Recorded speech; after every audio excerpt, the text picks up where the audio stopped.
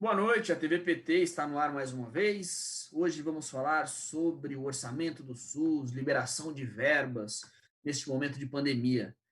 Um debate muito bom. Quem vai participar aqui comigo é o Francisco Fúncia, que é especialista em economia da saúde e do SUS, professor da Universidade Municipal de São Caetano, assessor do Conselho Nacional de Saúde. O Carlos Ock, que é economista do IPEA e o Instituto de Pesquisa Econômica Aplicada, e também vice-presidente da Associação Brasileira de Economia em Saúde. Também teremos o Bruno Moretti, que é economista e sociólogo, assessor da bancada do PT no Senado.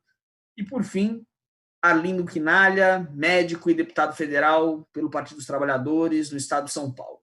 Bom, aqui a gente sempre começa o programa fazendo uma contextualização da pandemia, que é o que eu vou fazer agora. Segundo o governo federal, o Brasil confirmados 802.828 casos de coronavírus. Lembrando sempre que esse número é subnotificado. O número real, de acordo com pesquisadores, é 7 vezes maior. Então, estamos falando aí de algo que passa dos milhões, certo? A gente vive um período de flexibilização do isolamento social, apesar da não recomendação da comunidade científica. Só hoje, o Brasil teve 30.412 novos casos confirmados de coronavírus. Dito isso, a gente tem também o número de mortes registradas nesses 3 meses de pandemia no país. Hoje atingimos a triste marca de 40.919 mortes, uma verdadeira tragédia, mas que não sensibiliza o governo federal. Só nas últimas 24 horas foram 1.239 mortes causadas pelo coronavírus. Bom, o que se passa? O governo federal gastou bilhões de reais para garantir o funcionamento do sistema financeiro. A gente vê muita gente dizendo que o dinheiro, inclusive, foi mal investido. A gente sabe que cerca de 10 milhões de pessoas ainda não conseguiram sequer receber o auxílio emergencial depois de 3 meses de pandemia. Mas a realidade é que o governo federal deixou de investir bilhões de reais no SUS, na compra de equipamentos básicos, dinheiro que deveria ter sido investido nisso. Eu gostaria de abrir com esse tema, perguntando para vocês quanto o governo federal prejudicou o país no combate ao coronavírus por ter deixado de investir. E aí eu acho que vocês vão poder dizer para a gente o quanto ele deixou de investir. Vou começar com o Carlos Ock. Boa noite, Carlos. Você tem 4 minutos. Boa noite, Pedro. Inicialmente, eu gostaria de agradecer o convite da TV PT para falar sobre um tema muito importante hoje na conjuntura nacional, no grave momento histórico que atravessamos. Gostaria de cumprimentar o deputado federal Arlindo Quinalha, gostaria de cumprimentar os meus colegas Francisco Fúncia, o Bruno Moretti, e também não poderia deixar de agradecer à companheira Eliane Cruz, coordenadora do Setorial Nacional de Saúde, que nos ajudou a estar construindo esse debate, esse oportuno debate. É fundamental que o Partido dos Trabalhadores, a militância petista, a nossa base social, a nossa base eleitoral, compreenda que nós vivemos hoje, antes mesmo da pandemia, nós vivemos um momento em que o SUS estava sob um pesado ataque com a política de austeridade fiscal. O SUS, de fato, ele, considerando as diretrizes constitucionais, em torno da universalidade, em torno da integralidade, o Sistema Único de Saúde era subfinanciado. Sempre falamos a necessidade que o SUS, o modelo de proteção social na área da saúde, pudesse contar com mais recursos para garantir uma saúde, uma atenção à saúde de qualidade para o conjunto da classe trabalhadora, para o conjunto das classes populares, para o conjunto da sociedade brasileira. Mas depois, Pedro, da emenda constitucional 95, com o congelamento, com a aprovação de uma política que congela os gastos sociais, os gastos com saúde por 20 anos, você sai de um padrão de subfinanciamento para um padrão que os economistas no setor chamam de desfinanciamento. Em outras palavras, um processo aberto de sucateamento do SUS, um processo aberto de estrangulamento financeiro das bases de financiamento nos maiores, digamos assim, programas sociais que o Brasil inaugurou a partir da Constituição de 88. Eu tive a oportunidade, deputado, de com o Francisco Fúncia, e que contou também com o exame do Bruno Moretti, de fazer um estudo, Bruno, Pedro, comparando quanto é que nós tínhamos perdido até agora com a introdução da emenda constitucional 95 em relação a 2017. Portanto, Pedro, num cenário de subfinanciamento.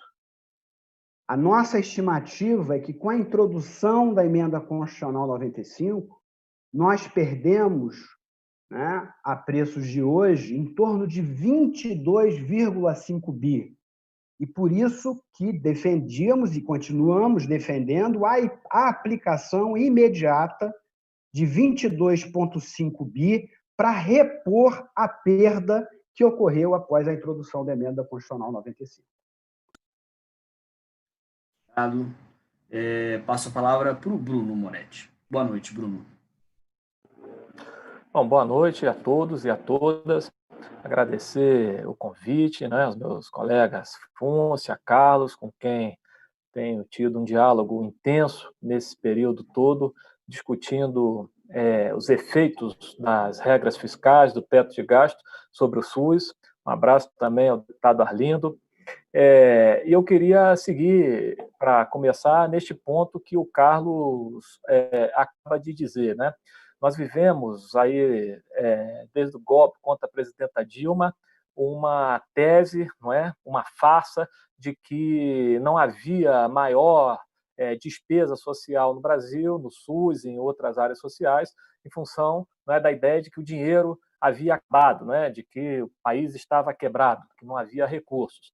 E a gente vem defendendo há algum tempo que, a rigor, não se trata de falta de recursos. Não é? O país tem mais de 1 trilhão na conta única do Tesouro, só o lucro com a equalização cambial das reservas deixadas aí pelos governos do PT esse ano, esse lucro já soma mais de 500 bilhões de reais, não é? País que toma dívida em moeda local, moeda nacional, então não há dificuldades em relação à sua dívida pública, não é? Não há vulnerabilidade externa nesse sentido. O que havia, a rigor, de problema eram as regras fiscais restritivas, não é?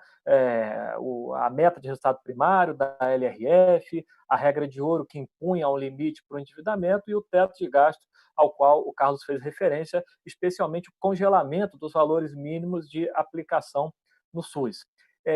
O que essa pandemia está demonstrando é que, uma vez suspendendo-se essas regras fiscais para fazer frente à pandemia, os recursos cresceram, inclusive os recursos do SUS, né? Então, foram aplicados aí mais de 30 bilhões de reais adicionais ao SUS, mas especificamente para este período da pandemia. E o governo já demonstrou, já colocou a sua disposição já colocou a sua disposição de retomar essas regras fiscais a partir de 2021. Então, o que a gente estima, a gente está produzindo aí um trabalho nesse sentido, é que a retomada dessas regras fiscais, entre elas o teto de gastos, né, retirará em relação aos valores autorizados em 2020 cerca de 35 bilhões do SUS em 2021, num cenário de aumento do desemprego, de aumento da demanda, de demanda represada por serviços de saúde. Então, de um lado, né, a gente tem essa espécie de efeito demonstração de que, a rigor, o problema do país não era a falta de recursos, o problema do país eram regras fiscais que impediam despesas nas áreas sociais, e suspendendo-se essas regras fiscais especificamente para a pandemia, né, foi possível, em algum montante, aumentar os recursos, e, por outro lado, esses recursos não estão sendo aplicados, né? Esses recursos têm um valor aí pago muito baixo, menos de 30% do valor autorizado até aqui, o que atenta também fortemente contra o enfrentamento da pandemia. Obrigado. Francisco, boa noite. Bom, boa noite, Pedro, boa noite, deputado Arlindo Quinalha, boa noite, Carlos Oqué, boa noite, Bruno Moretti. Quero também agradecer a oportunidade de estar debatendo esse tema com vocês nessa noite. Também aproveitar e agradecer a Eliane Cruz, com quem nós temos também intensificado aí um diálogo bastante importante, né, sobre a questão do financiamento do SUS e a importância que o debate em torno do financiamento do SUS tem para a própria discussão da política, seja ela econômica como um todo, ou do financiamento setorial, ou até da própria mobilização da sociedade. Eu vou também aproveitar e continuar a partir da onde o Bruno colocou, que ele já começou a trazer alguns elementos relativos à execução atual, né, especialmente da ação de combate à pandemia, né, ação orçamentária, e chamar a atenção para duas questões, né? A primeira é que eu costumo dizer que o cachimbo entorta a boca, né, que é um ditado muito popular, né, e que o governo federal e especialmente a área econômica, sob o comando aí do ministro Guedes, continua, em certa medida, mantendo a austeridade fiscal, né? Ainda que tenha recebido autorização para a expansão dos gastos e tenha, inclusive, como o Bruno colocou, incrementado o orçamento da saúde, mas o problema é que não basta incrementar o orçamento da saúde se não tiver duas coisas não estiverem presentes. A primeira, um planejamento econômico, que também inclui o planejamento setorial, né, que no caso, o planejamento da própria área da saúde. E segundo, a questão de que não basta ter recurso, portanto, se eu não gastar esse recurso. Então, o que a gente está observando, infelizmente, é que nós temos, do total das ações orçamentárias que estão em todos os orçamentos, né, que dá, estima aí em torno de 330, 340 bilhões, só foi pago até agora um pouco menos de 130 bilhões, né? Portanto, bem menos da metade.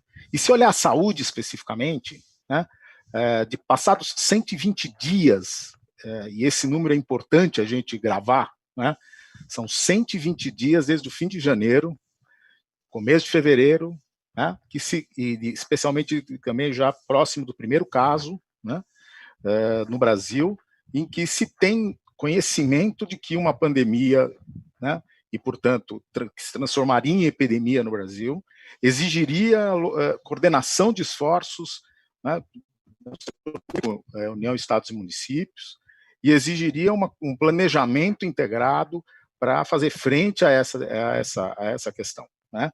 E o que a gente observa, infelizmente, é que, no caso da saúde, você só tem 10% do que tem no orçamento da saúde pago até agora.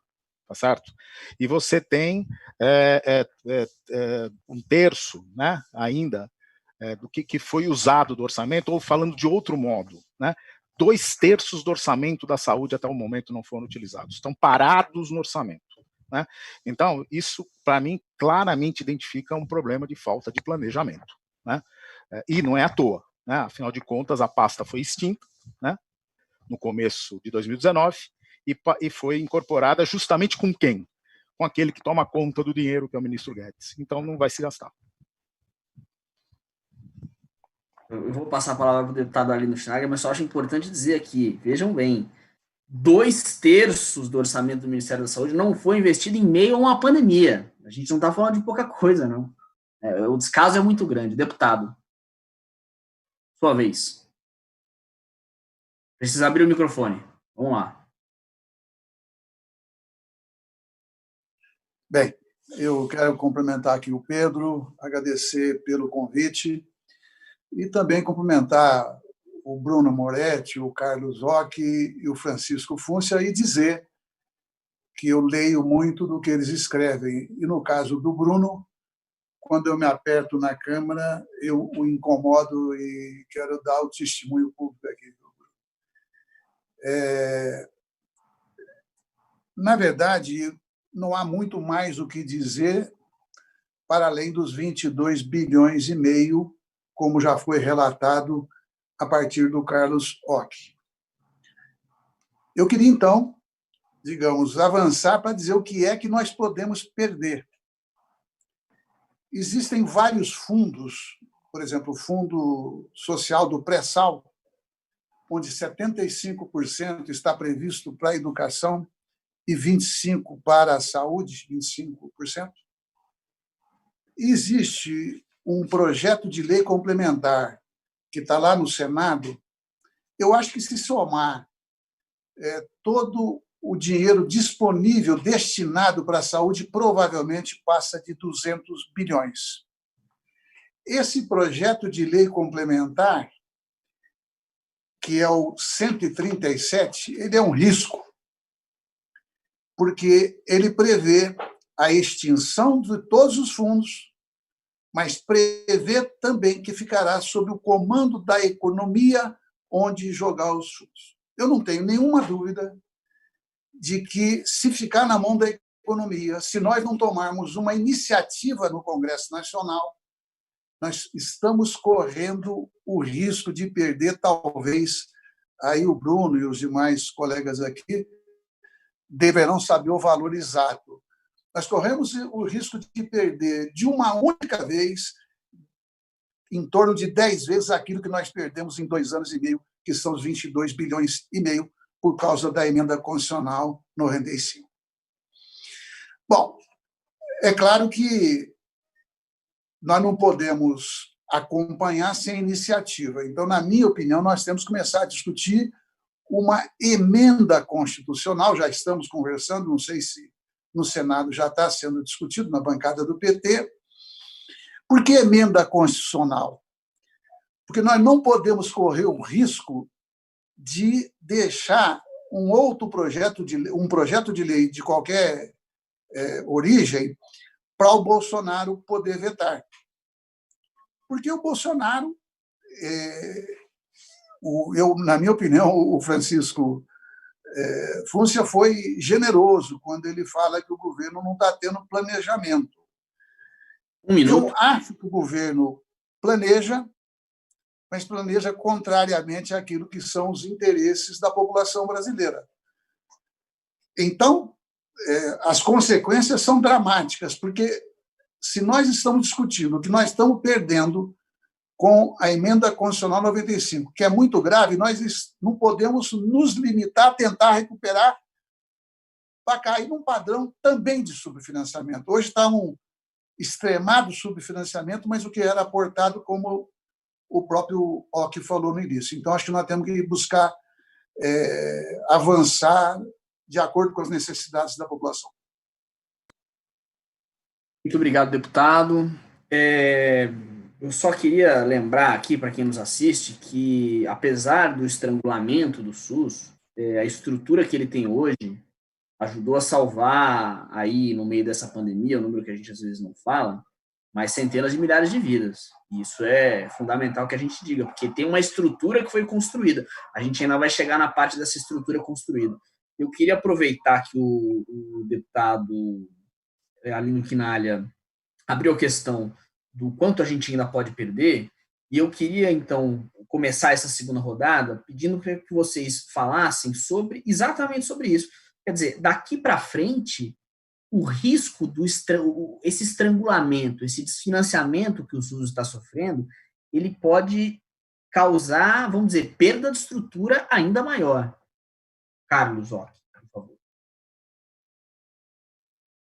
Pedro, o deputado coloca uma questão fundamental, no sentido de apontar para um debate estratégico que precisamos fazer, né, no sentido de defender o rompimento dessa política fiscal, dessa política econômica, da emenda constitucional 95, e colocar uma agenda econômica de desenvolvimento com inclusão social no país. Essa é uma das principais tarefas do Partido dos Trabalhadores e, junto com políticas públicas inclusivas, promover um conjunto de reformas estruturais no país, entre elas, a meu ver, uma política extremamente necessária é a universalização ou a radicalização das políticas universais, das políticas sociais universais, em particular na área da saúde, tá certo? Que é claramente uma política, Pedro, desconcentradora de renda, tá certo? Ou seja, as famílias hoje têm um peso do orçamento das famílias hoje com bens e serviços privados de saúde não é pequeno, então é importante que o gasto público que ele cresça e que a atenção à saúde prestada pelo Estado seja de qualidade, na contramão à tendência que hoje assistimos de mercantilização do SUS, de privatização do sistema de saúde brasileiro. Então, a questão colocada pelo deputado ela é fundamental no sentido de recuperar uma agenda, que é a agenda, né, da reforma tributária, a agenda do financiamento dessas políticas sociais universais e, sem dúvida nenhuma, a questão do pré-sal uma questão fundamental. Em particular, deputado, é importante também que atentemos, sem perder de vista o que Fúncia e que Moretti falaram, ou seja, da baixa execução dos recursos hoje disponíveis, que na verdade, Pedro, faz parte desse aprisionamento da austeridade fiscal ainda presente em meio à pandemia, ou seja, o governo Bolsonaro e o governo Guedes, eles são, sim, e a militância petista e a direção do Partido dos Trabalhadores tem que botar o dedo nessa ferida.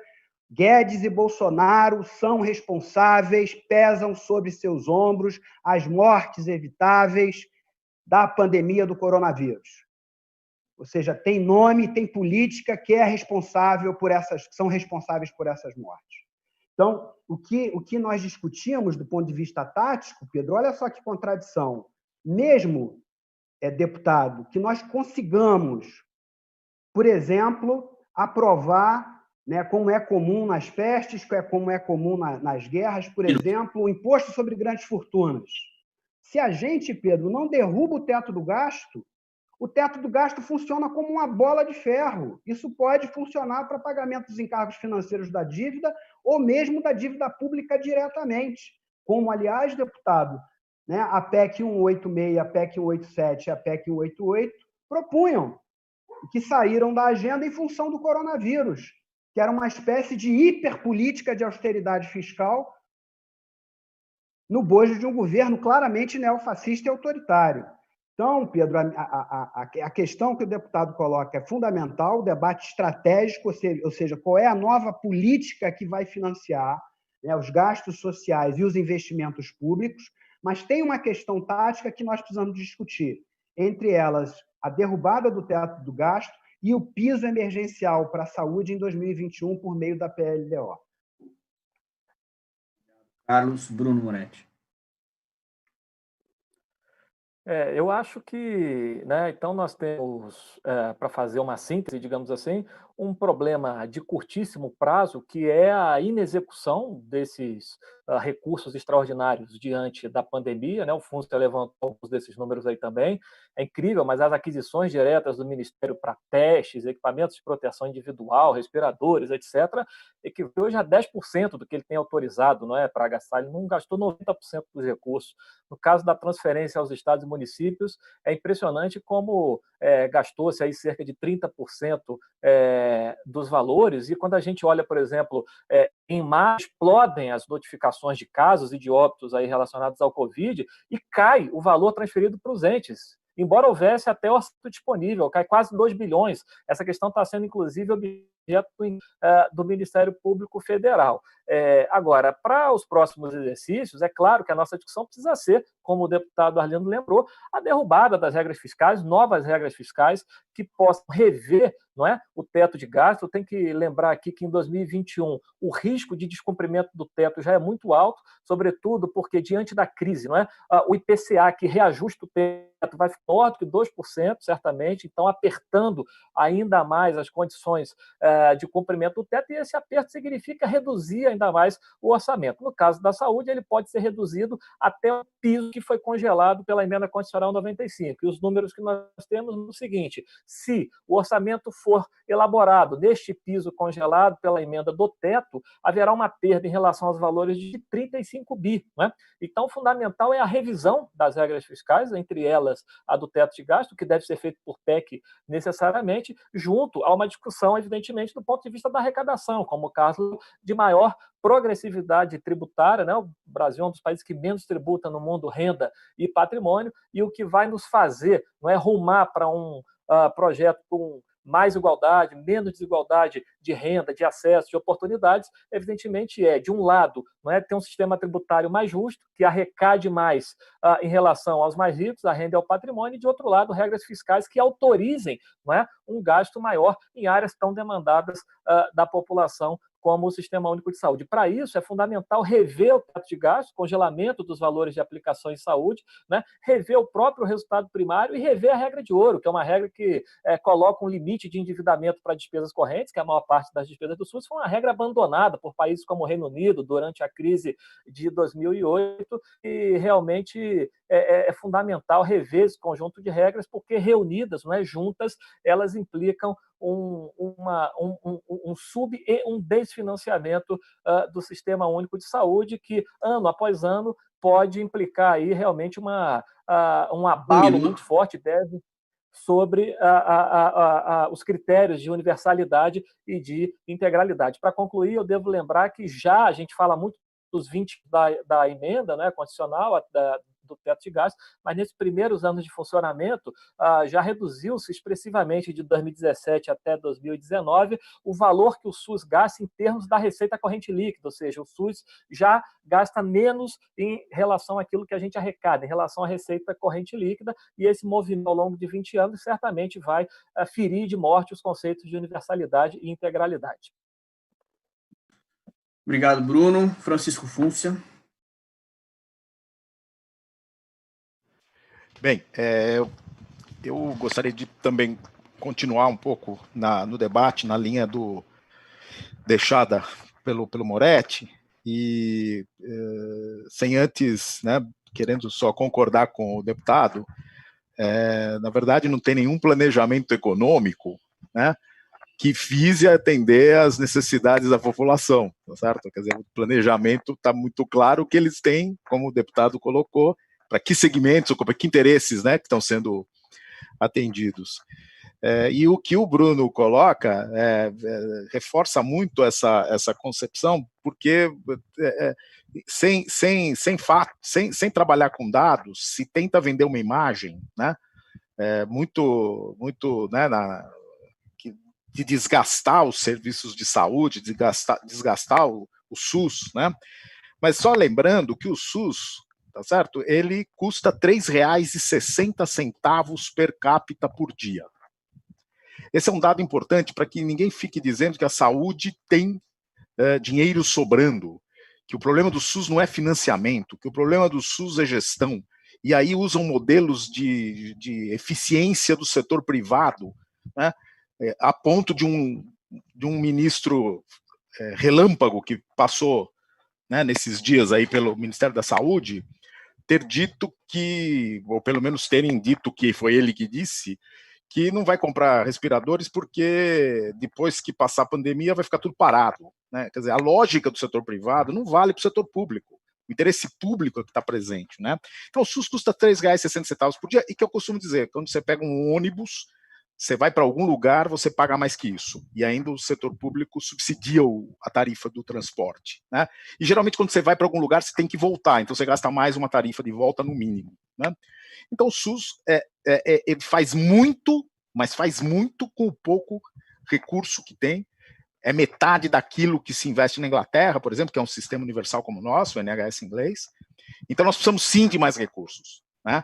A EC 95 aponta para uma perda, depende dos cenários que o IPEA fez, mas que no mínimo, nos 20 anos, você tem desde 200 bilhões de perda até 1 trilhão de perda. Ou seja, de recursos que vão sair do sistema. Daí a ideia do desfinanciamento. Como bem lembrou o Bruno, também está caindo a participação em termos de receita corrente líquida. Hoje, ou seja, você, e aí linka com o que o Carlos falou antes, você pode arrecadar 10 vezes mais nos próximos anos. Você pode fazer mudanças que permitam uma maior arrecadação para o governo federal, se não mudar a regra do teto da despesa primária, 1 centavo a mais que você arrecade, 1 centavo a mais que você arrecade, virá para o financiamento do SUS, tá certo? Ou de qualquer outra política social, né?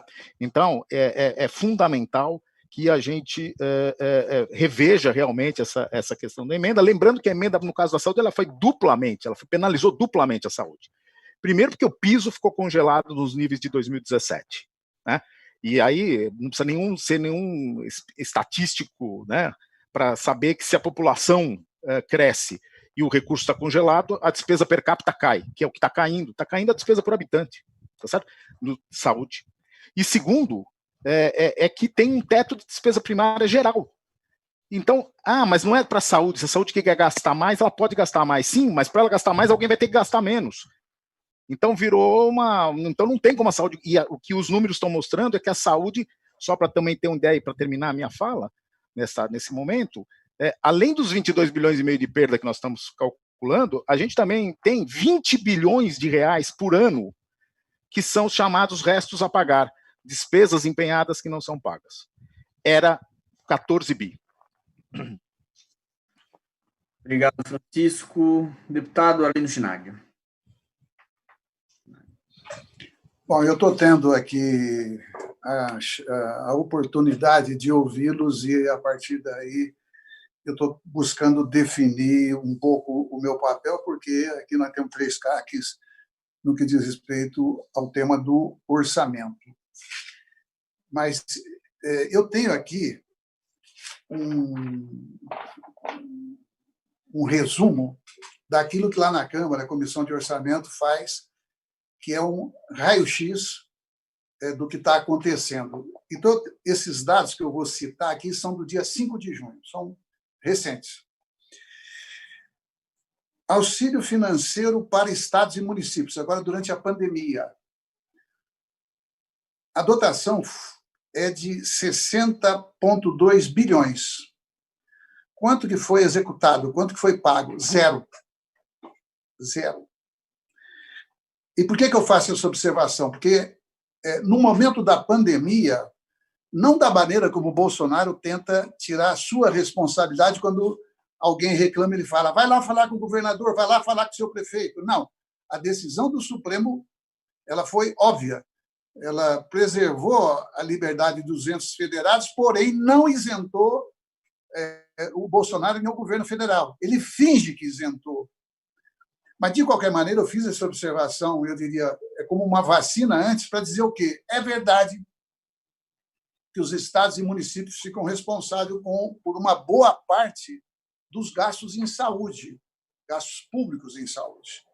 Então, ao não socorrer, e aí eu quero reforçar o que o Carlos já disse, isso tem nome, é genocídio, está matando. Não tem perda pior do que a consequência dessa política absolutamente criminosa.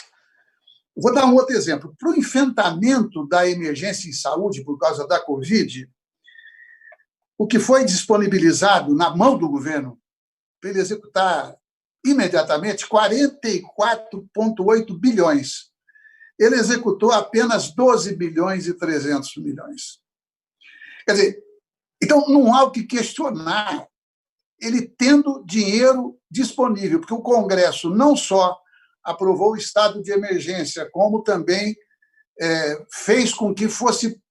Nós demos todos os instrumentos para o governo gastar. Não é nem gastar, investir. Ele não faz.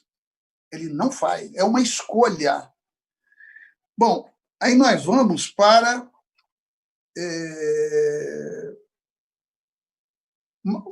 política para manutenção de emprego e renda, porque por que as pessoas, na imensa maioria, são favoráveis à quarentena e ao isolamento social?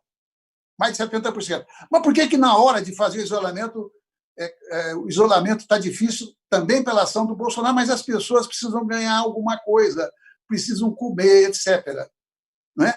Então, para preservar o emprego, de 51,6 bilhões, ele só pagou 9,8 bilhões. Então, isto é uma escolha. Me perdoe se me desconta o tempo depois. O que me preocupa é que, na próxima fase, na minha opinião, eles vão tentar fazer, eu diria, uma política ainda pior do ponto de vista de investimento público. E vai vir aí um programa duro, eu acho, que nós temos que resistir, de privatizações. Vão querer queimar tudo aquilo que o povo brasileiro conquistou ao longo de décadas. Obrigado, deputado. Eu vou agora pedir para a gente trocar um pouco a chave, porque a gente falou aqui do estrangulamento do SUS, do quanto o governo federal simplesmente escolheu não investir para aplicar esse verdadeiro genocídio que está acontecendo no país, porque a gente está falando de 40 mil mortes, 41 praticamente, agora, né? Esse número vai ser muito maior até o final da pandemia, não há dúvida nenhuma disso. Com essa reabertura, a gente fez uma entrevista com o Cláudio Mairovich aqui outro dia, que é ex-diretor da Anvisa, e ele falou que, olha, o número pode chegar aí e passar da casa dos 100, 200 mil mortos, e você vai ter uma situação realmente incontrolável. Mas o que eu queria era que a gente pudesse dizer o seguinte: apesar de todas essas perdas que o SUS sofre, a estrutura que ele tem hoje, ela foi construída recentemente. Eu queria justamente que vocês pudessem traçar aqui para a gente quantos por cento, não exatamente com toda essa exatidão, mas enfim, quantos por cento da estrutura que o SUS tem hoje, ela foi construída nos anos dos governos do PT. Qual era a diferença daquela época para o que a gente está vendo hoje, que é esse desserviço total? Começando pelo Carlos Ock, novamente. Pedro, antes de responder a sua pergunta, eu gostaria de aproveitar a presença do deputado e, naturalmente, de todos os ouvintes, e dizer, Pedro, que os nossos dirigentes, os nossos parlamentares, a nossa militância, os nossos governadores, prefeitos, não podem cometer um erro no debate em torno da pandemia, que é naturalizar essas mortes. Isso é um erro, seria um erro grave. Nós não podemos naturalizar. Essas mortes têm nome, têm endereço, elas poderiam estar sendo evitadas. O governo Bolsonaro, ele boicota as medidas emergenciais, tá certo? Na prática, né? Cria um círculo vicioso perverso, né? Promove claramente um discurso contra o distanciamento e, simultaneamente, segura os recursos que viabilizaria condições mínimas de reprodução social da população brasileira para ficar em casa. A intervenção, Pedro, a intervenção do Ministério da área econômica, do Guedes e dos militares no Ministério da Saúde, Pedro, é um absurdo. é desastroso do ponto de vista administrativo, vai fazer com que o Brasil seja o centro da pandemia mundial. Isso precisa ser denunciado todos os dias para a nossa base social, para a nossa militância, no debate junto à opinião pública. E fazendo o link do nosso projeto, dos nossos governos, eu gostaria de falar um em especial, porque tem a ver com uma marca do PT fundamental nesse processo, nesse período histórico, que foi o combate à pauperização, o combate à pobreza extrema. E, nesse sentido, o programa Mais Médico, nós não podemos nos esquecer, Fúncia, Moretti, as companheiras e os companheiros que nos ouvem, que a primeira medida do governo Bolsonaro, a primeira medida irresponsável e estúpida, como falou o companheiro Haddad, foi acabar com o programa Mais Médico, que reduziu a desigualdade de acesso à saúde da população mais carente no Brasil, ajudou a reduzir os vazios assistenciais, claramente num ataque ao PT, claramente é um ataque às nossas políticas inclusivas, claramente a marca do PT no sentido de combate à desigualdade econômica e social. E, sem dúvida nenhuma, Pedro, que esse foi um legado. O SUS foi criado a partir de 88, foi um legado importante, muito importante, criado pelo Partido dos Trabalhadores. Mas, como eu disse a você, Pedro, no segundo momento histórico, e o deputado Schnager está chamando a atenção disso, é importante que o conjunto do Partido dos Trabalhadores entenda a necessidade que a política de saúde, por ela simultaneamente reduzir a desigualdade, desconcentrar a renda, liberar o orçamento das famílias para consumo de bens consumos duráveis e não duráveis, e, simultaneamente, por ser intensiva em força de trabalho, a saúde, as políticas sociais no setor terciário em geral, Pedro, elas guardam essa característica. Elas produzem emprego, renda. E, mais do que isso, inovação na área de ciência e tecnologia. Então, é importante que entendamos definitivamente a importância das políticas sociais universais num novo ciclo de desenvolvimento econômico inclusivo. E nós vamos ter que ser vitoriosos no Fora Bolsonaro, no Fora Mourão, para eleger uma nova hegemonia que possa retomar um projeto democrático e popular para esse país. Muito obrigado, Carlos. Bruno, você tem 4 minutos. Vamos lá, Pedro. Primeiro que é muito importante, né, a gente lembrar que um projeto de inclusão social dos governos do PT, de redução de desigualdade, redução da pobreza, né, todas essas questões importam, são determinantes sociais da saúde muito relevantes. No campo da saúde, especificamente, em relação aos governos do PT, é fundamental lembrar que, já descontando o efeito da inflação, o Orçamento Federal de Saúde subiu algo como 70%, né, nos períodos aí dos nossos governos. E esse recurso, essa ampliação dos recursos, foi utilizada, entre outras coisas, para garantir a criação de programas como o Farmácia Popular, o Brasil Sorridente, o Mais Médico, que o Carlos já lembrou e foi um dos primeiros atos aí da gestão Bolsonaro, o seu desmonte, né?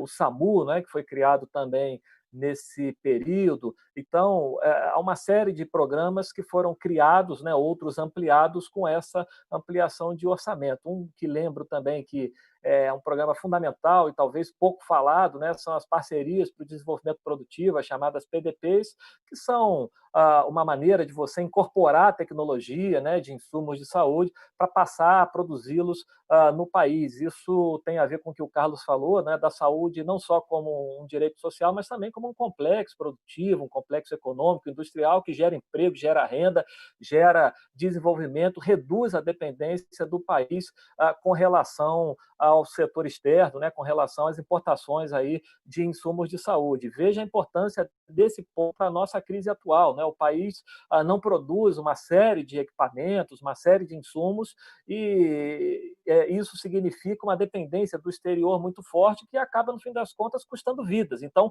veja o que o desmonte de um programa como esse, como as PDPs, custa, né? Não só em termos econômicos, de perda de emprego, de renda, em termos de piora da nossa balança comercial, né, das nossas relações econômicas com o exterior, mas fundamentalmente a partir das perdas de vida, porque o país não produz, né, insumos de saúde vitais aí para garantir o acesso à saúde da população. Então, o desmonte de programas como as PDPs, mas também de outros como o Mais Médicos, né, que viabilizou o acesso aí à atenção básica a milhões de pessoas no Brasil inteiro, nos locais mais remotos, né, tem custado muito nessa pandemia. Então, é fundamental a gente dar corpo, né, a isso, quando a gente diz de rever as regras fiscais, né, de revisar o nosso sistema tributário, combinar receitas e despesas para viabilizar uma ampliação de recursos para o sistema, esse sistema que, como bem disse o Fúncia, significa, para garantir da vacina ao transplante, R$ 3,60 por dia para cada habitante. Não há plano de saúde nenhum no mundo que ofereça essa cobertura, né, por valor tão irrisório, ou seja, ele faz muito com muito pouco. É fundamental a gente revisar essas regras justamente para que o financiamento ampliado do SUS permita que essas políticas sejam retomadas, sejam reconstruídas para, em última instância, garantir o acesso da população à saúde. Este era o caminho que o PT estava tentando trilhar, né, até 2016.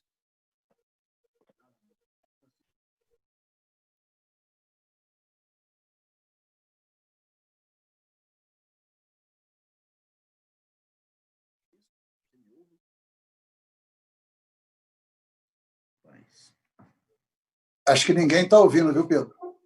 Então. E agora, você está me ouvindo, Francisco? Então você precisa abrir seu microfone, só isso. Liguei. Agora eu consegui te ouvir. Desculpe. Eu gostaria de salientar algumas questões em continuidade e reforçando alguns aspectos que foram colocados. Primeiro, o seguinte, é inegável que o Sistema Único de Saúde ele é uma construção de um conjunto de atores nesses 32 anos de existência. De atores que, inclusive, ligados ao PT e de outros partidos comprometidos com digamos, a viabilização de um modelo que foi concebido na Constituição de 88 por força e obra de um conjunto de militantes da saúde, do movimento da reforma sanitária brasileira, né, e de, enfim, uma mobilização social em torno deste projeto, né? E no governo do PT, especialmente nos governos Lula e Dilma, nós tivemos a possibilidade de avançar em muitas coisas que diretamente disseram respeito ao SUS e muitas vezes indiretamente contribuíram com o SUS, ou entendido como a saúde. Então, primeiro, vou destacar a questão do Bolsa Família, o que foi feito, é inegável a extensão do que este programa possibilitou de redução de pobreza. Segundo, o aumento real do salário mínimo, que foi outra grande conquista que os nossos governos possibilitaram do ponto de vista de melhorar a renda daqueles que estavam, digamos, na parte de baixo aí da pirâmide, tá certo? E todo um conjunto de outras políticas de inclusão social. Qual a importância disso para a saúde? É que isto melhora as condições de vida das pessoas e automaticamente contribui para melhorar as condições de saúde da população. Tudo isso foi por terra, ou está indo por terra. O terra aqui não tem nada a ver com um outro personagem recente da história aqui, tá certo? Está indo por terra. Além disso, a gente tem na área da saúde, uma coisa que foi muito, muito importante, especialmente a partir de 2008, a gente começa a ver claramente uma mudança da relação entre os gastos com atenção básica e a média e alta complexidade. Claro que nós gostaríamos que isto fosse mais intensa, essa mudança, mas o fato que essa mudança ocorreu proporcionalmente aumentou o gasto com atenção básica em relação ao gasto com a média e alta complexidade. O que significa isso? o começo da mudança de um modelo de atenção à saúde em que a atenção básica é a porta de referência, é a ordenadora do cuidado à saúde e, portanto, para reestruturar toda a rede de atenção à saúde, né? Já lembraram o SAMU, tá certo? E o fato, né, do programa Mais Médicos, que foi espetacular, exitoso, de curtíssimo prazo, porque trouxe respostas imediatas para a saúde da população.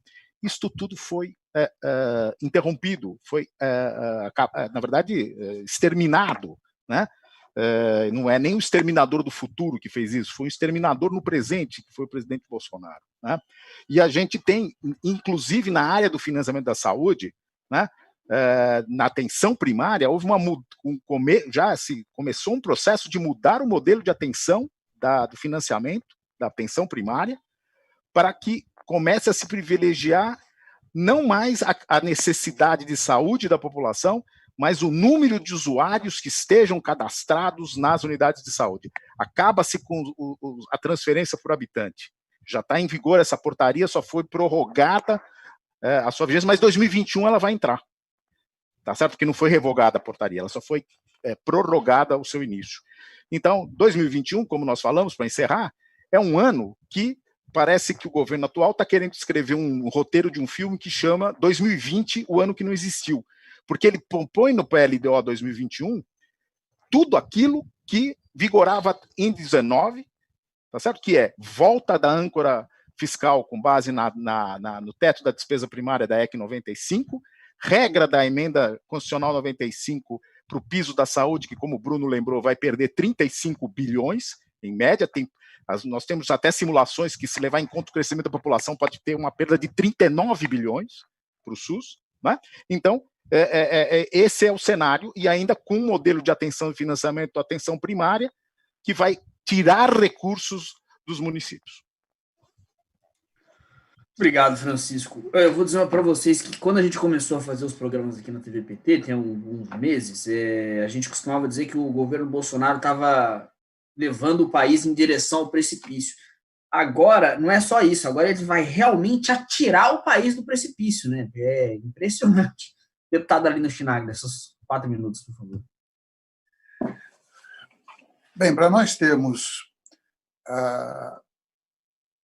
digamos, a dimensão do que o SUS conseguiu fazer com tão pouco dinheiro, já foi comentado, digamos que vai, acho que foi o Moretti, vai da vacinação até as novas tecnologias. Mas só para que quem estiver nos acompanhando, o SUS é responsável por 118 mil internações ano, em torno de 100 mil cirurgias ano, 2,7 milhões de consulta ano, 9,6 milhões de exames complementares ano, mais de 8 mil partos. Dá conta de prover 42.826 unidades básicas de saúde. E faz uma cobertura com o SAMU, que foi muito bem lembrado, cobertura populacional, praticamente 83%. Bom, e o Moretti apontou, no início, nós passamos de um patamar, se não me engano, em torno de 74 bilhões, que era o orçamento da saúde, e com um aumento de 70%, nós passamos de 100 bilhões, praticamente no início do governo Lula, e aquilo foi não crescendo. Bom, e tudo aquilo que vocês falaram, obviamente, eu não tenho nenhum reparo, inclusive com aquilo que o Fúncia, por último, comentou, que outros programas melhoraram a saúde. De forma que nós podemos imaginar indireta, não, de forma direta. Combate à pobreza é fundamental. Eu queria, então, de maneira, digamos, a valorização ainda mais do SUS, dar um exemplo que é simbólico. Um dos donos do conglomerado Globo, eu estou dizendo porque é uma notícia pública, a partir do momento que ele agradeceu o Hospital das Clínicas, ele entrou na fila do SUS e fez um transplante de fígado, felizmente com sucesso. Bom, eu estou dizendo isso como uma introdução, porque nós falamos, nós precisamos fazer isso, fazer aquilo. E aí o Fúncia, de maneira muito apropriada, lembrou que o SUS foi construído por várias mãos, por um movimento. Por incrível que pudesse parecer, nós vamos ter que recomeçar um movimento em defesa do SUS.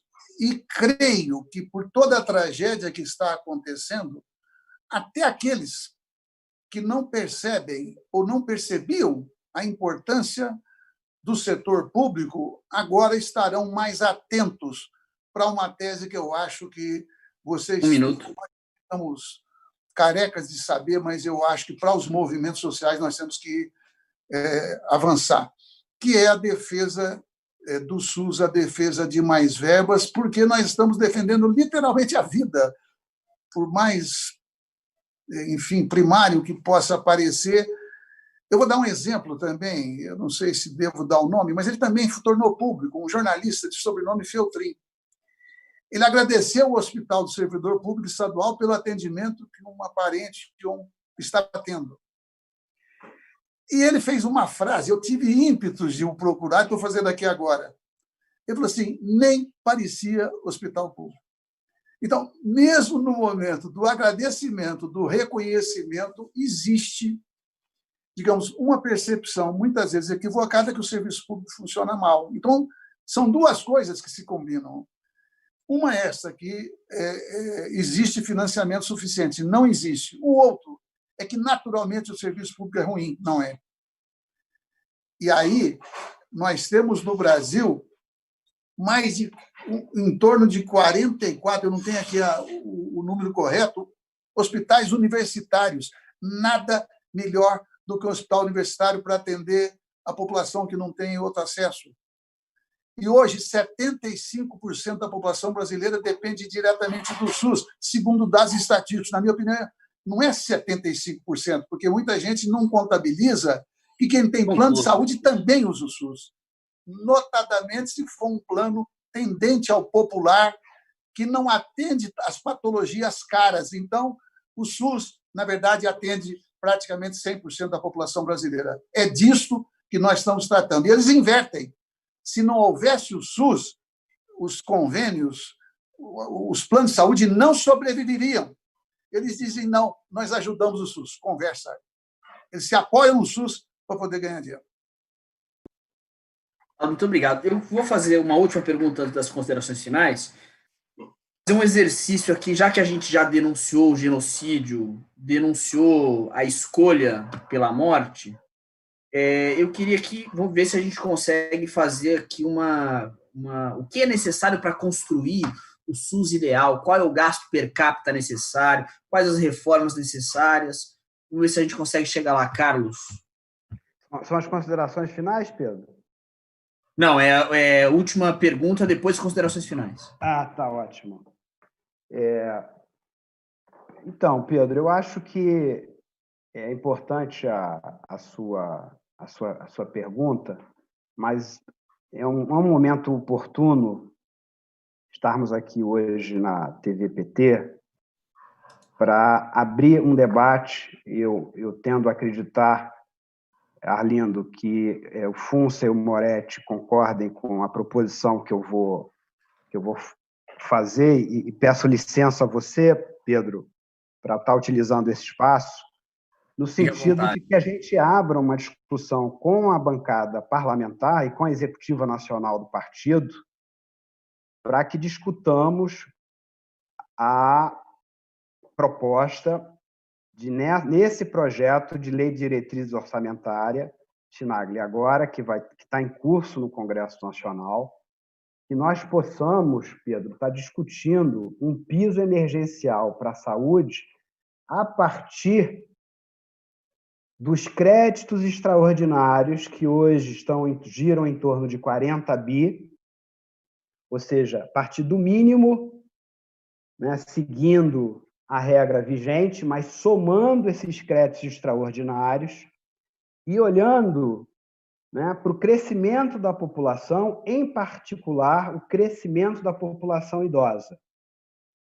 Então, seguindo a lógica já encaminhada pelo Conselho Nacional de Saúde, pelos partidos de oposição, pelo movimento da reforma sanitária, as entidades do movimento da reforma sanitária brasileira, a Abrasco, o SEBS, a Associação Brasileira de Economia da Saúde, que eu faço parte, a Rede de Médicas e Médicos Populares, a Rede Unida, que nós possamos, né, junto com a luta pela revogação da Emenda Constitucional 95, que nós possamos, junto ao que eu chamo de bloco histórico sanitarista e junto aos partidos de oposição, possamos criar uma proposta, forjar, construir uma proposta para 2021, né, por meio de um piso emergencial para a saúde,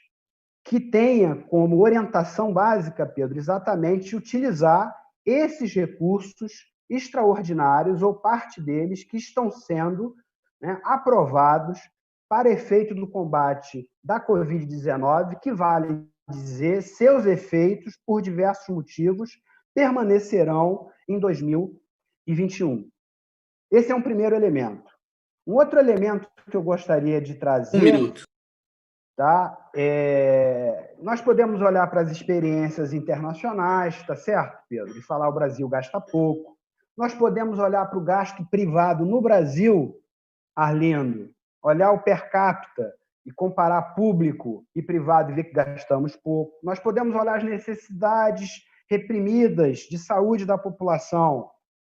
Mas o mais importante, e é curioso porque eu vou recuperar uma intuição correta do presidente Lula, quando ele diz que saúde tem que ser considerada investimento, é que o Financial Times, em abril, o editorial do Financial Times, né, porta-voz da austeridade fiscal, na globalização, disse o seguinte, Pedro, já estou concluindo, reformas radicais, né, o grau máximo de consciência deles foi falar nesse sentido, ele estava falando das políticas de austeridade, precisam ser discutidas, rediscutidas, as que foram aquelas que foram adotadas nas últimas 4 décadas. Os governos deverão aceitar, isso foi o editorial, no dia 4 de abril, os governos deverão aceitar um papel maior do Estado na economia. Em particular, e é importante que a militância petista entenda essa perspectiva, em particular, os serviços públicos devem ser compreendidos como um investimento e não mais um gasto.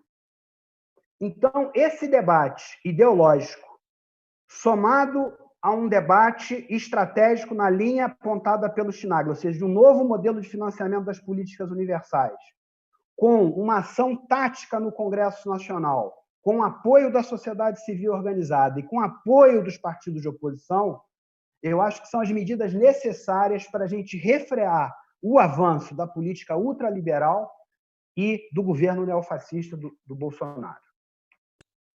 Muito obrigado. Está aí uma proposta interessante. Vamos continuar nessa linha. Bruno, por favor. Vamos lá, Pedro. Então, como disse o Carlos, a gente pode se valer, não é, de uma série de estatísticas. A gente tem usado em vários textos sobre com comparações internacionais para ver o seguinte, né? O Brasil é caso único no mundo de um sistema universal para mais de 200 milhões de pessoas, né? Sendo que no país o gasto público representa menos da metade do gasto total em saúde, né? Ou seja, o gasto privado é maior do que o gasto público. Isso é suficiente, não é, para mostrar que, a rigor, em perspectiva comparada, em comparação internacional, os recursos do SUS são escassos, são pequenos frente ao tamanho do seu desafio. Para a gente superar, né, primeiro tem uma questão política fundamental, como disse o deputado Arlindo, que é esse trabalho diário que eles fazem de desvalorização da imagem do sistema, como se fosse algo que não funciona. Evidentemente que tem muitos problemas, em boa medida causados pelo sub- e o desfinanciamento. Mas é fundamental investir na imagem do sistema, demonstrar seus excelentes resultados para a população, seu papel na redução das desigualdades e assim por diante.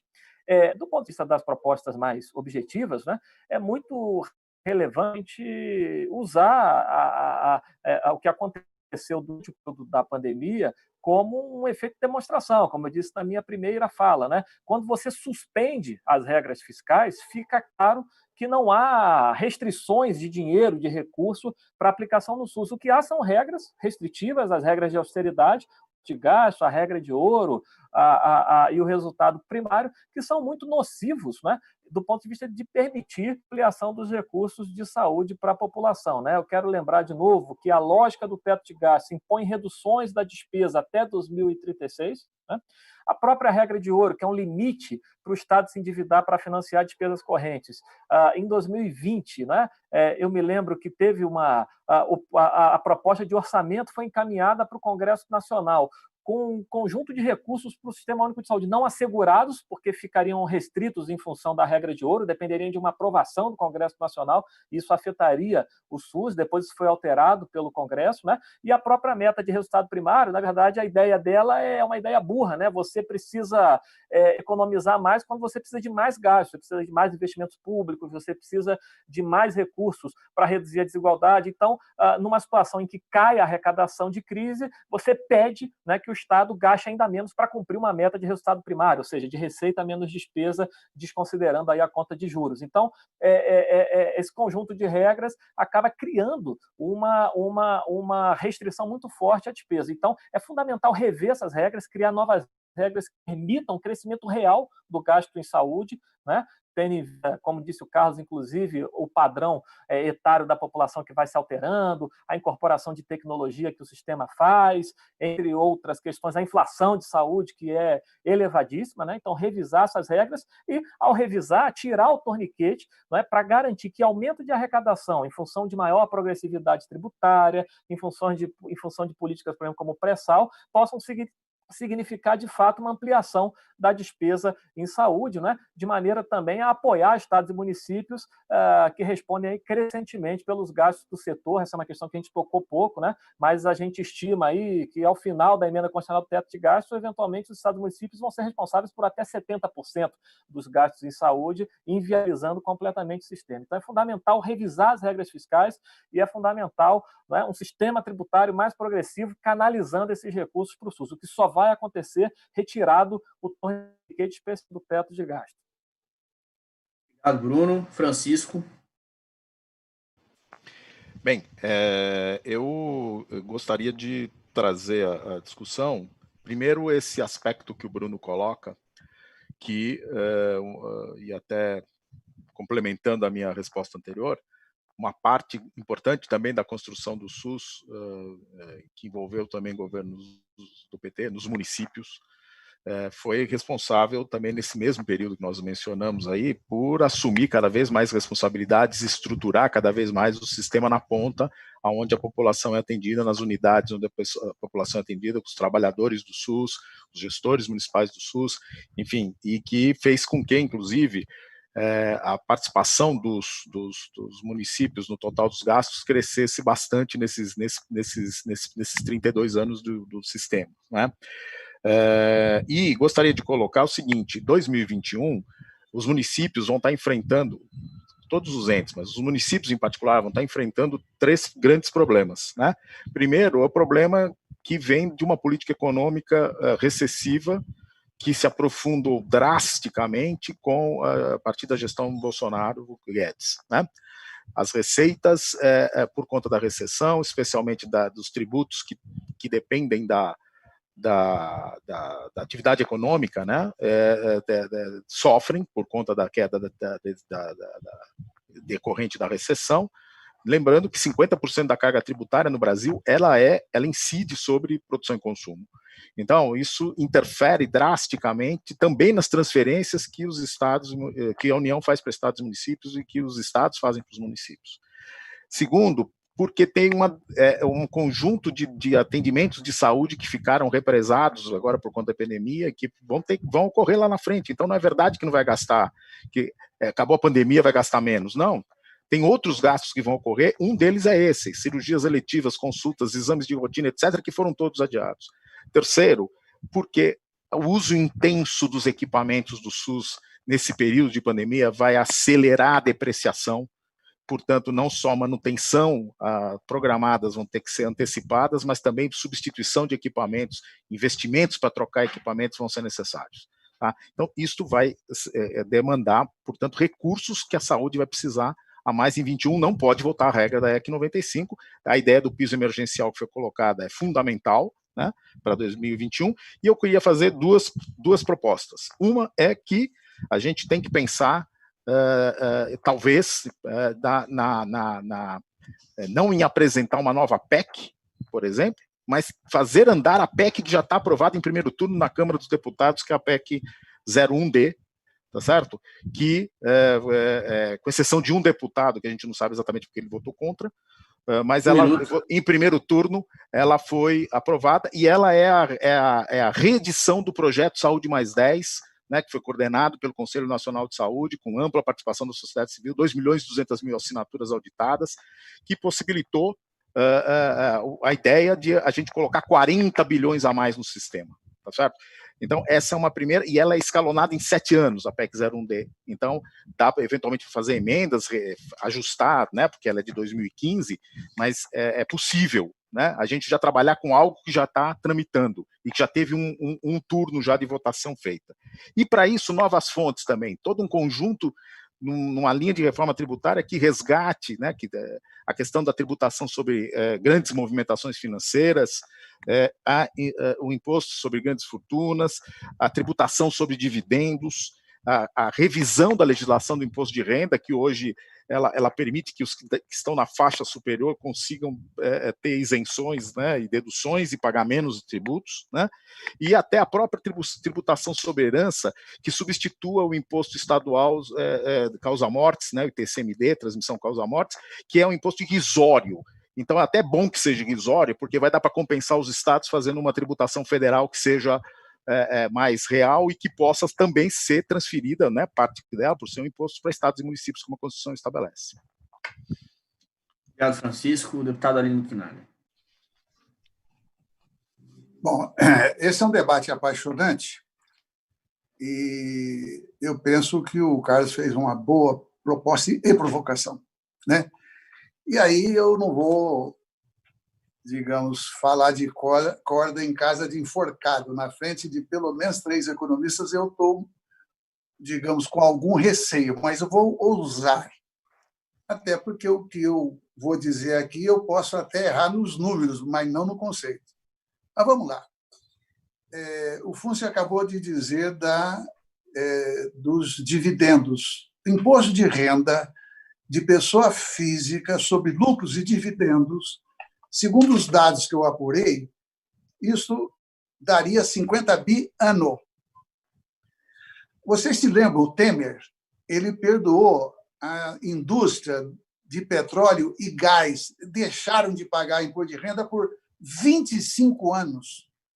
Eu fiz uma conta, digamos, ao contrário, como o Círio faz, isso dá em torno de 40 bi por ano, porque dava 25 trilhões, não, em 25 anos dava, enfim, alguns trilhões, eu fui fazendo essa conta.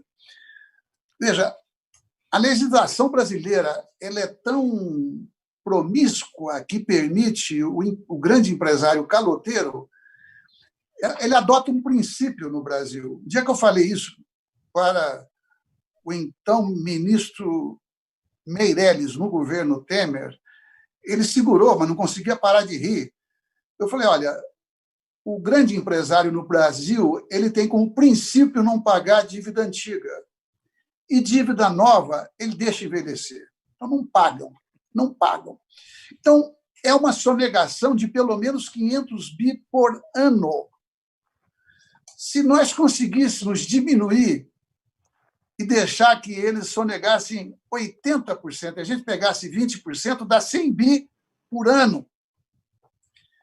Deixa eu ver se eu tenho outro aqui. Desonerações. Nós somos a terra do refis. É um escândalo. E aí bota um deputado ou senador para ser o relator da matéria e ele se perdoa uma dívida de muitos milhões. Bom, isso daí é 4% do PIB aproximadamente, isso foi, acho que em 2019. Eu aprendi lá com a bancada do Senado. eu não quero comprometer o Moretti, mas eu desconfio que foi ele que me deu essas dicas. Então, isso dá 300 bi ao ano de desonerações. Bom, é claro que é muito mais fácil falar do que fazer, até porque nós somos minoria, que nos incomoda no Congresso Nacional. Mas, de qualquer maneira, eu não sei quanto tempo eu já falei, eu quero, então, concluir da seguinte forma. Desculpa, encerro. Eu creio que nós devemos pegar esse conjunto para mostrar para as pessoas que nós vivemos numa sociedade não só de extremada pobreza, mas de privilégios inaceitáveis. Eu acho que isso dá um conteúdo. Nós poderíamos, inclusive, estabelecer meta. Se hoje o SUS tem somente 3,64 per capita por dia, nós podemos colocar uma meta, por que não R$10, entendeu? E dizer o que é que dá para construir com R$10 por dia per capita. Eu acho que dá uma grande mobilização. Muito obrigado, deputado. Bom, eu vou aqui já agradecer a todos, vou passar para as considerações finais, mas só queria lembrar você que nos assiste, inscreva-se no canal do YouTube do Partido dos Trabalhadores, aperte o sininho para você receber as notificações de quando nós tivermos programas ao vivo como este, que são fundamentais. Isso aqui é informação, é riqueza de informação. Então, Carlos Ock, por favor, suas considerações finais. Gostaria, na sua pessoa, Pedro, de agradecer a toda a equipe da TVPT por estar aqui hoje com vocês. Não poderia deixar de agradecer também o Bruno Moretti, o Francisco Fúncia, o deputado Arlindo Chinaglia, por esse debate tão importante e oportuno na conjuntura nacional. Gostaria de dizer, Pedro, que estamos à disposição do Partido dos Trabalhadores, estamos à disposição da Fundação Perseu Abramo, continuamos à disposição do Setorial Nacional de Saúde para fazer esse tipo de discussão com a nossa militância, com a nossa direção, com os nossos parlamentares, com a nossa base social e eleitoral. E dizer que, apesar de uma estratégia hoje defensiva que o partido atravessa, do ponto de vista das políticas de saúde, ela precisa ser compreendida, a meu ver, Pedro, como política pública, fazendo parte do modo petista de governar, mas precisa também ser vista como reforma estrutural, junto com a reforma tributária e outras, né, no sentido de reduzir desigualdade e produzir desenvolvimento econômico inclusivo, e também, como não poderia deixar de ser, Pedro, também enquanto elemento fundamental do nosso projeto de transição ao socialismo. Então, a política de saúde ela merece um outro lugar dentro do PT, e isso precisa ser melhor compreendido pelas nossas companheiras e companheiros. Segunda reflexão que eu gostaria de deixar é que Bruno lembrou bem, né, somos um sistema universal de saúde, mas a participação do Estado no gasto total em saúde, Pedro, lembra um modelo estadunidense, que é um modelo tipicamente liberal. Mas o interessante, Bruno, é notar a nossa participação no PIB, em torno de 9% a 10%, pelas contas satélites em saúde, Pedro. Ou seja, é um setor extremamente dinâmico e que, se a gente fortalece o Estado, a participação do Estado, Arlindo, seria, digamos assim, junto com a área de petróleo e gás, Arlindo, o SUS hoje seria, com todas as nossas lacunas, a experiência mais bem-sucedida de capitalismo de Estado no Brasil, que é um modelo de desenvolvimento econômico fundamental, sobretudo para nós socialistas. Tá certo? A terceira reflexão, com relação à questão do combate ao governo Bolsonaro, nós já discutimos exaustivamente algumas propostas, Pedro, no sentido de fortalecer o SUS e de mudar a política econômica, tá certo? Mas tem um outro elemento da política que eu gostaria de destacar, que é o seguinte: o Partido dos Trabalhadores, Arlindo, precisa compreender melhor a autoridade, pois não, Pedro, a autoridade sanitária e científica que a opinião pública confere hoje às entidades científicas e instituições na área da saúde. Ou seja, é muito importante que o PT fortaleça os laços e os diálogos com esse bloco histórico sanitarista inclusive, né, para pressionar o centrismo, para fazer com que o centrismo rompa, né, com esse aprisionamento da política fiscal, porque se a gente não rompe essa política de austeridade fiscal, a gente não salva vidas. E, para além do PT, esse bloco histórico é um bloco histórico fundamental para a gente tensionar e pressionar o centrismo contra a política neoliberal, né? E, por fim, é fundamental que o PT passe a discutir, do ponto de vista estratégico, de enfrentamento à extrema-direita, a questão das eleições municipais. E aí, Pedro, a política de saúde ganha centralidade, para além da questão da pandemia, né? Ou seja, antes da pandemia, a política de saúde, ou seja, a estratégia de saúde da família, o programa Mais Médico, o programa de farmácia popular. Por quê? Porque a pobreza e a desigualdade vem aumentando antes da pandemia em função das políticas de austeridade fiscal, já desde o governo Temer.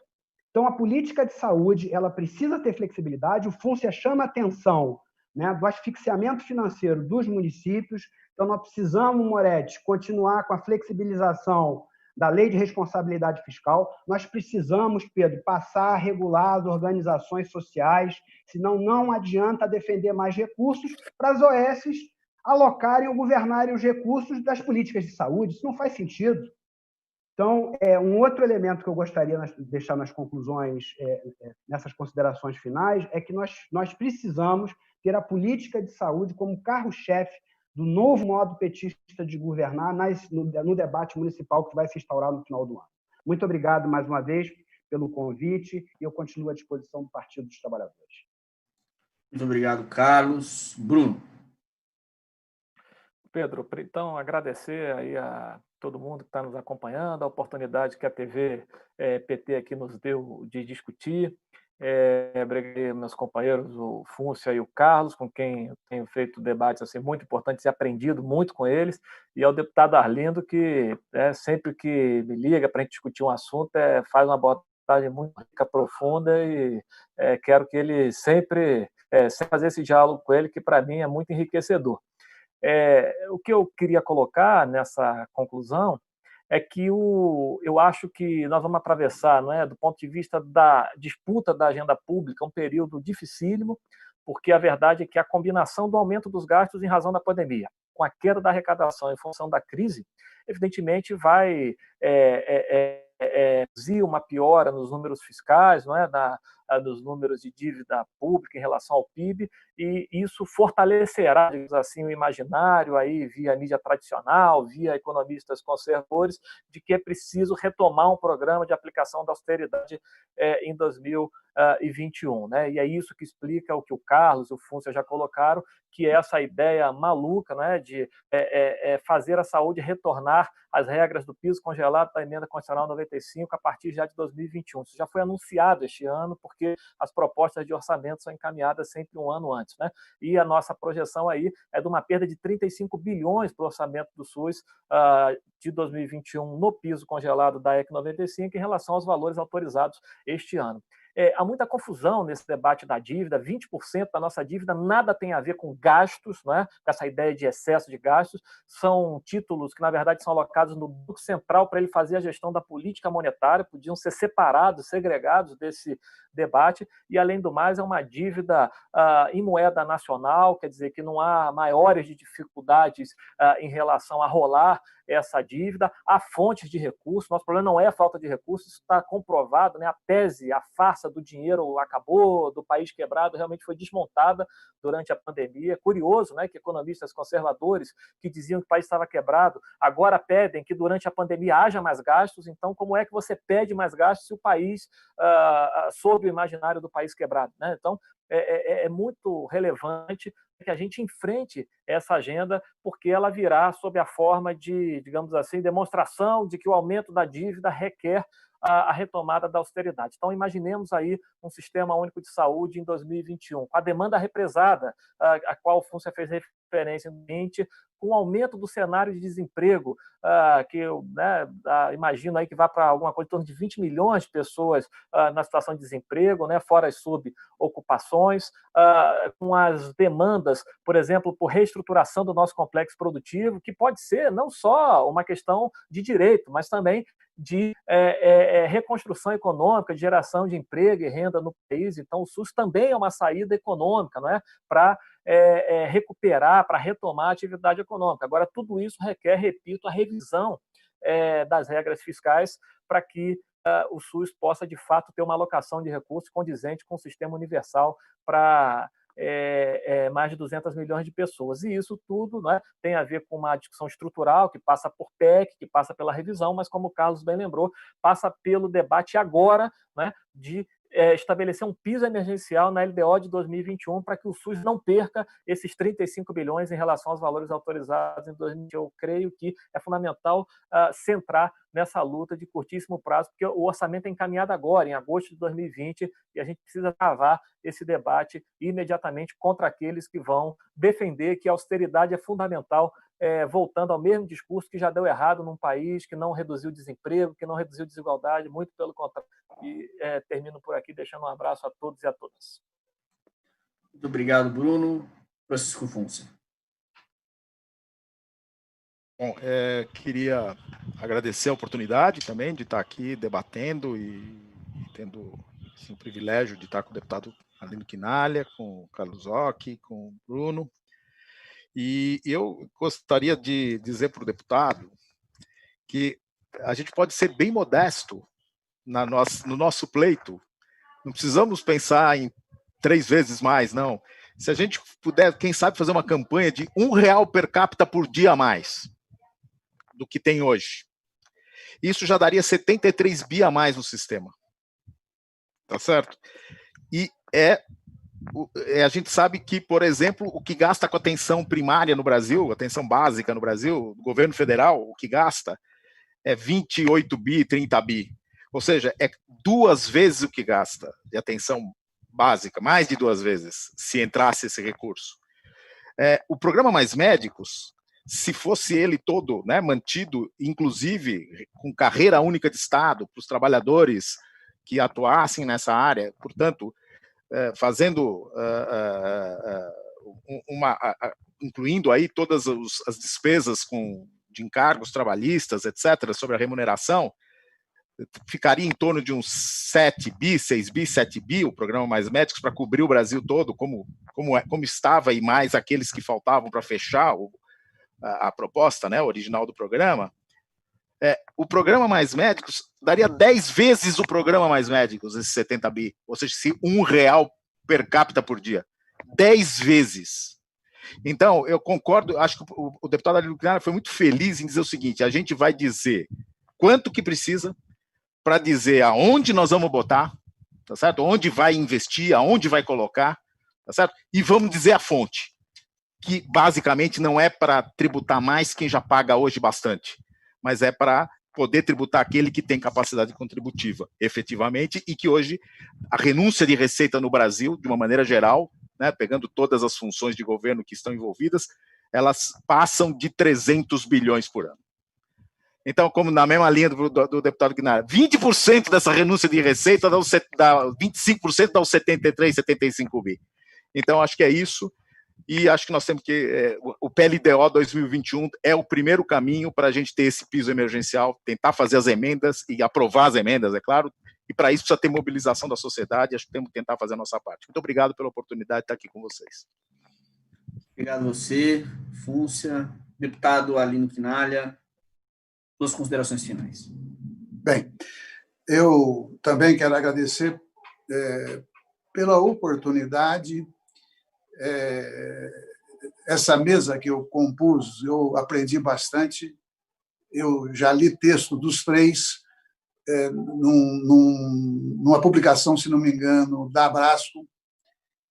E, como o Moretti falou, de vez em quando eu o procuro e ele foi generoso comigo, mas eu já deu testemunho no início, quer dizer que foi imenso e prazer estar aqui junto com vocês. Agradecer também, né, a TV PT, porque eu creio que pautou um assunto que tem um certo grau de abstração.